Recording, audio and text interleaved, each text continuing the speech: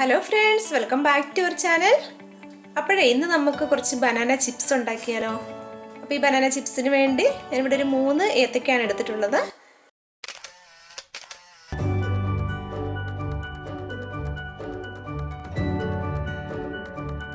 അപ്പോൾ ഈ കായയുടെ തൊലിയൊക്കെ ഒന്ന് കളഞ്ഞെടുക്കണം. അപ്പോൾ ഈ തൊലി കളഞ്ഞതിന് ശേഷം വെള്ളത്തിൽ വേണം ഇട്ട് വെക്കാനായിട്ട് കുറച്ച് നേരം. അപ്പോൾ ഈ ഒരു പാത്രത്തിൽ ഞാൻ കുറച്ച് വെള്ളം എടുത്ത് വെച്ചിട്ടുണ്ട്.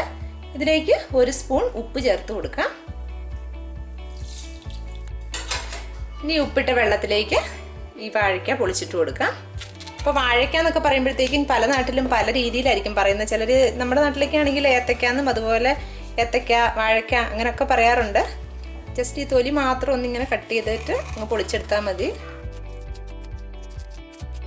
നമ്മൾ വെറുതെ ഇങ്ങനെ വാഴയ്ക്ക പുറത്ത് വെച്ചാൽ അത് പെട്ടെന്ന് തന്നെ കറുത്ത് പോകും. അപ്പോൾ നമ്മൾ ഇതുവരെ ഉപ്പ് വെള്ളത്തിൽ ഇടുമ്പോഴത്തേക്ക് അതിൻ്റെ ആ കറയൊക്കെ പോവുകയും ചെയ്യും, കറുത്തും പോകത്തില്ല. അപ്പോൾ ഇതൊരു 15 മിനിറ്റ് നേരം ഈ വെള്ളത്തിൽ കിടക്കട്ടെ. അത് കഴിഞ്ഞിട്ട് നമുക്ക് ഫ്രൈ ചെയ്യാനായിട്ട് തുടങ്ങാം.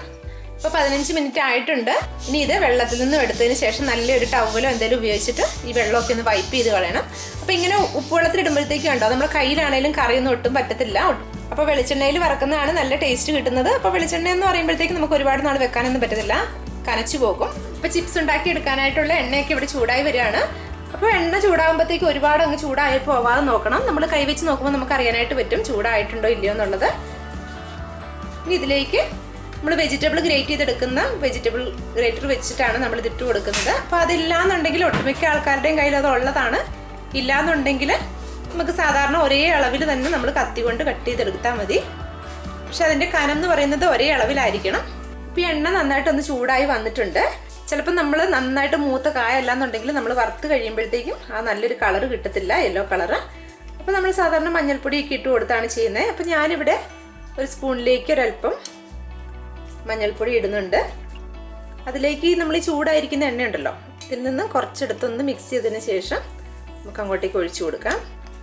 ചിലപ്പോൾ നമ്മൾ അങ്ങനെ തന്നെ ഇട്ട് കൊടുക്കുമ്പോൾ അവിടെ ഇവിടെയും കട്ടയായിട്ട് കിടക്കണ്ടെന്ന് ഓർത്തിട്ടാണ്. ഈ എണ്ണയ്ക്കിലേക്ക് തന്നെ ഇച്ചിരി മഞ്ഞൾപ്പൊടിയുടെ ഒരു മയം ചെല്ലുമ്പോഴത്തേക്കും നമ്മൾ ഫ്രൈ ചെയ്ത് വരുമ്പോഴത്തേക്കും നല്ലൊരു കളറായിരിക്കും. ഇനി ഇത് നമുക്ക് നന്നായിട്ട് ചീകി ഇട്ട് കൊടുക്കാം. ഇതുപോലെ ഇങ്ങനെ ചെയ്യുമ്പോൾ സ്പീഡിൽ തീ കുറച്ചങ്ങ് ഇട്ടതിന് ശേഷം ഇട്ട് കൊടുത്ത് കഴിഞ്ഞിട്ട് പിന്നെ പെട്ടെന്ന് തീ ഇച്ചിരി കൂട്ടി വെച്ചാൽ മതി മീഡിയം ഫ്ലെയിമിലേക്ക്. ഇനി ഇതൊരു മീഡിയം ഫ്ലെയിമിലേക്ക് ആക്കി കൊടുക്കാം. അപ്പം ഞാൻ ഓരോ കായായിട്ടാണ് ഇട്ട് വറുത്ത് പോരുന്നത്. അതിപ്പോൾ 3 പ്രാവശ്യമായിട്ട് വേണം വറുക്കാനായിട്ട്. ഇപ്പോൾ കണ്ട നല്ല കളറാണ്. നമ്മൾ ആ കടയിൽ നിന്നൊക്കെ മേടിക്കുന്ന അതേ കളറാണ്. സാധാരണ വെളിച്ചെണ്ണയിലാണ് മിക്കവരും ചിപ്സ് ഉണ്ടാക്കിയെടുക്കുന്നത്. വെളിച്ചെണ്ണയാണെന്നുണ്ടെങ്കിൽ നല്ലൊരു ടേസ്റ്റാണ്. പിന്നെ വെളിച്ചെണ്ണയിലാകുമ്പോഴത്തേക്ക് ഒരുപാട് നാൾ വെക്കാൻ പറ്റത്തില്ല, അത് ഒരു കനപ്പ് വരും. നമ്മൾ കഴിക്കുമ്പോഴത്തേക്ക് കുറച്ച് നാൾ കഴിയുമ്പോഴത്തേക്ക് നമുക്കറിയാം, കടയിൽ നിന്നൊക്കെ മേടിച്ച് വെച്ചാൽ പോലും കുറച്ച് നാൾ കഴിയുമ്പോൾ നമുക്കൊരു കനപ്പ് ചുവ വന്നു തുടങ്ങും. അപ്പോൾ ഇതിപ്പോൾ ഞാനിവിടെ സൺഫ്ലവർ ഓയിലാണ് വറുത്തെടുക്കുന്നത്. അപ്പം നമ്മുടെ ചിപ്സ് ആദ്യത്തെ ട്രിപ്പ് റെഡിയായി. ഇനി അതങ്ങ് കോരിയേക്കാം എണ്ണയ്ക്കകത്തുനിന്ന്. അപ്പോൾ ബാക്കിയുള്ളതും കൂടി ഇതുപോലെ തന്നെ ചെയ്തെടുക്കാം. അപ്പോൾ ഇത് നമ്മൾ ചിപ്സ് എല്ലാം ഉണ്ടാക്കി കഴിഞ്ഞു.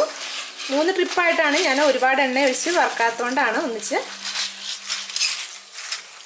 നല്ല ടേസ്റ്റി ആയിട്ടുള്ള കണ്ടോ. അപ്പോൾ സംഭവം സിമ്പിളാണ് കേട്ടോ, നമ്മൾ ചിപ്സൊക്കെ ഉണ്ടാക്കിയെടുക്കുക എന്നുള്ളത്.